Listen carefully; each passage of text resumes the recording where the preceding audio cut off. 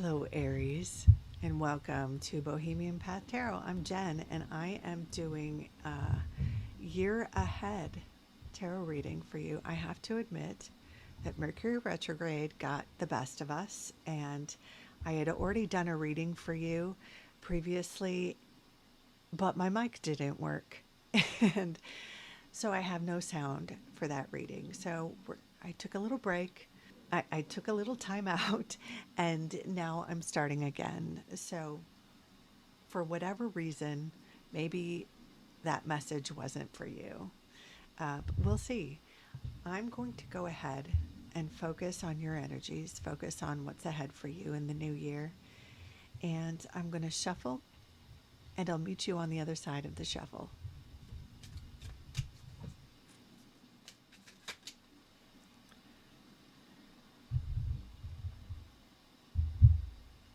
Okay, Aries. Let's lay out the Celtic cross and see what we've got. So, where we find you, Six of Pentacles. The challenge, Knight of Cups. Beneath you, Queen of Wands. Behind you, the Two of Cups. Interesting. No judgment. Ahead of you is the Four of Cups. And the Nine of Cups. In the advice position is the Hanged One. Wow. Okay. What's going on here? Why are we so... Okay. In the challenge, or I'm sorry, in the advice position is the Hanged One. Environment, High Priestess. Hopes and fears, Death.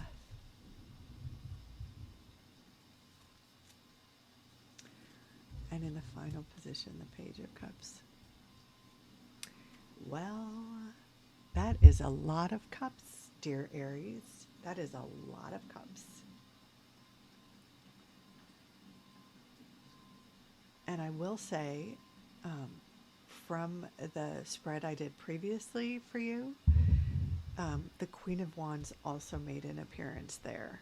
So we'll give bonus points to this Queen of Cups because she showed up in both of these readings for you. So we'll go card by card and talk about the energies in each one, and then we'll do a summary of where this is all going. So we start with the Six of Pentacles, which is a card all about giving and receiving, reciprocity. It's not a surprise to see that here in at this time of year. It's a very gift-giving time of year where gifts often feel like they reflect your value. You know, when somebody gives you a good gift, you feel valued. When you receive maybe not so much of a gift in alignment with your personality or whatever, that feels like something. You know, some of us really stress out about what we give to other people. Did we do enough? Will they see that? Will it be equal to what they gave us, or at least in the same vein? So, so where we find you is in that space of exploring value and reciprocity. The challenge is the Knight of Cups, and this is why I kind of leaned into the sense of your value with other people. Is it enough? Am I doing enough? Have I done enough? Because the Knight of Cups is that active choice to go after relationships or to communicate your needs in relationships, to show affection, to admit a crush, to tell someone how you care or how you feel. For some people, this is really very much about relationships. It could be romantic, but it could also be your family stuff, you know, dealing with kind of family value issues, not family values, but like how you are valued in your family or how you value your family. For some other people, what's going on here is maybe more spiritual, maybe more of a connection with your guides or relationship or connection to the divine, because we've got a lot of cups here. Did I mention that? And we've got a couple of really potent major arcana cards here. So this reading is absolutely about going deeper, either with personal relationships or spiritual relationships or spiritual journeys or exploration. So let's go to the Queen of Wands here. She's kind of in the foundation or the bottom of all this. And the Queen of Wands is very much a fiery, reflective character, a character reflective of your energy, your kind of your power, your confidence, your ability to lead and move forward. And this is at the foundation of all the rest of this. At the foundation of what's going on here is you in your essence, you in your truest self. In the recent past, we have the Two of Cups, which obviously looks like a heteronormative relationship, but it can very much be romantic in nature. It can also just be about the capacity to share yourself and be intimate with others, or share yourself with the divine, open yourself up to a new level of spirituality, of a new connection with the divine. Kind of what's ahead is the Four of Cups, that feeling of not fully being satisfied and kind of not knowing what you need or what will satisfy you, or being afraid that what's in front of you isn't going to satisfy you or isn't enough. But of course, we have this card here that this character isn't seeing, isn't looking at. There is a gift for you. Let's see. There's kind of a glare there, so let's see if we can. So there is a gift for you, but it's in a spot where you don't see it, where you're not looking, where you don't expect to find it, or maybe you don't think it's for you. This is a gift in terms of connection, connectivity, feeling satisfied, feeling satisfied with relationships, feeling connected, feeling seen and valued, and that sense of intimacy that allows intimacy that comes with that sense of value, that sense of purpose in connection. But as much as you might feel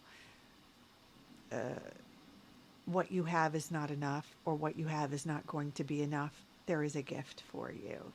And once you accept this cup, we have the Nine of Cups, which is bliss time. This is traditionally, of course, in the tarot, the Nine of Cups is the wish fulfillment card, wishes coming true. And, it can be something, in your world, a new job or a bonus at the end of the year, winning a little lottery, mini lottery. But at its essence, the Nine of Cups is about feeling satisfied. So it's absolutely the answer to the Four of Cups. That sense of that lack of connection, that lack of satisfaction. Here we have the Nine of Cups, where the essence of it is satisfaction, is of feeling full and sated and connected. So let's see how we get there. In the position of advice, we have the Hanged One. Now, this would not be your favorite card, being a fiery, move forward, go, go, go kind of person. The Hanged One is about taking time for reflection, about taking time to have a shift in philosophy, to have an epiphany, to have the next big idea. Whenever I see the Hanged One, I talk about the time I heard a very wise person suggest that meditation is that practice that allows you space or distance from your thoughts. You know, in meditation, you're supposed to focus on nothing or focus on something else so entirely that you get distance from, you know, kind of the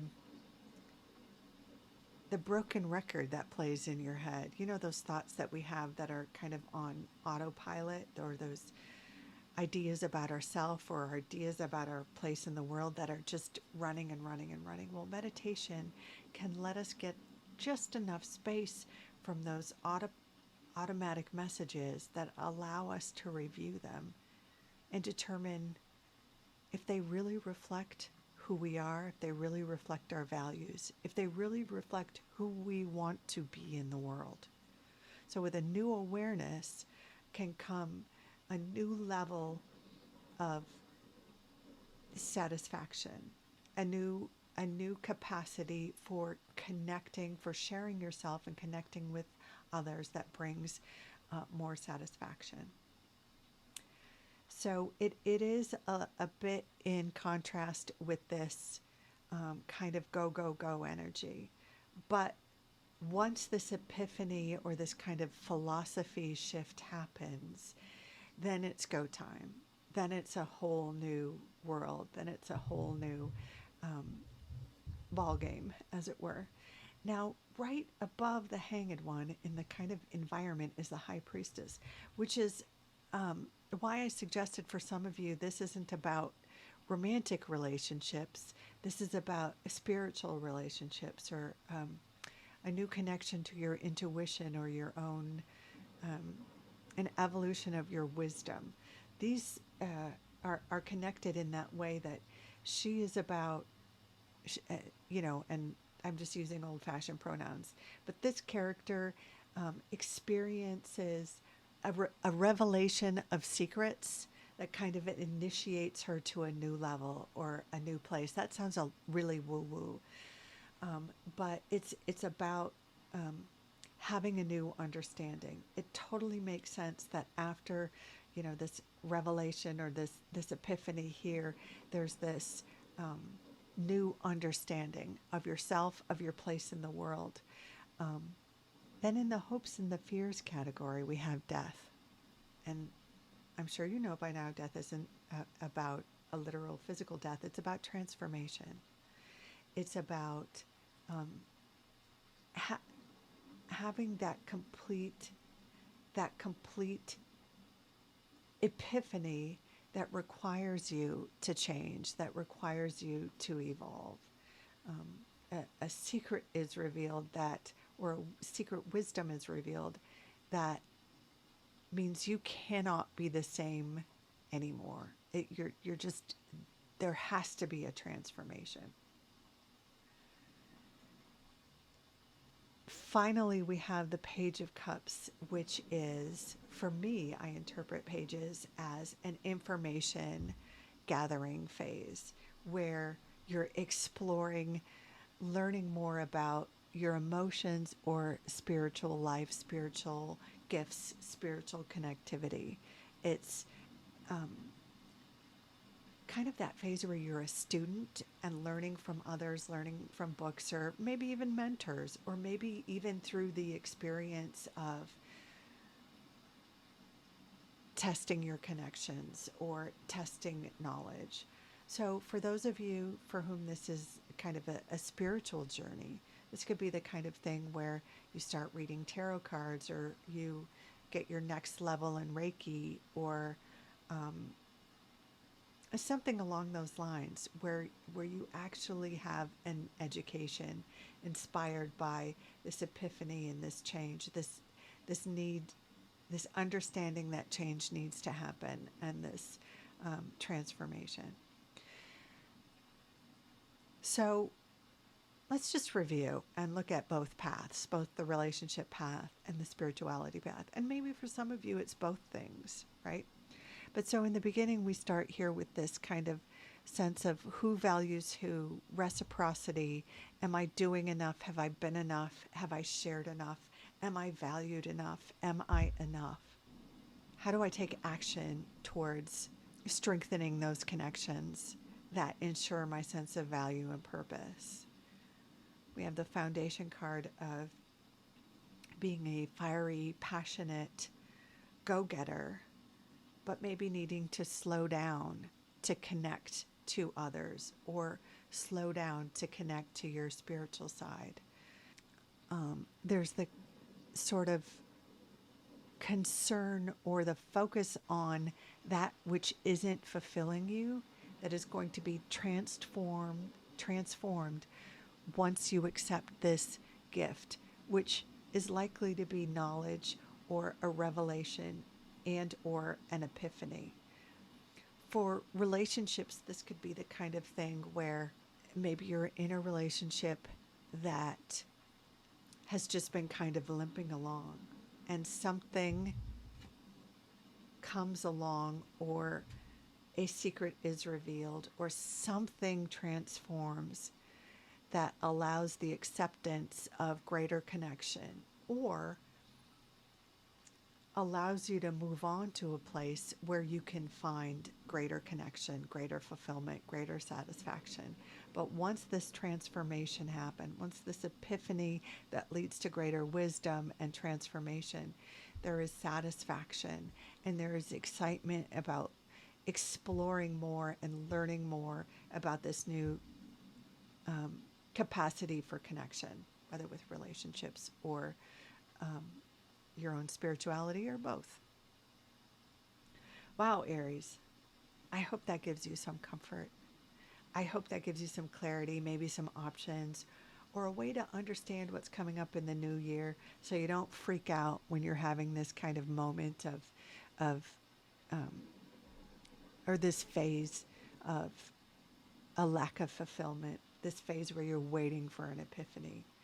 There is a change coming, and a change that leads to more excitement about your sense of fulfillment and your sense of joy and purpose.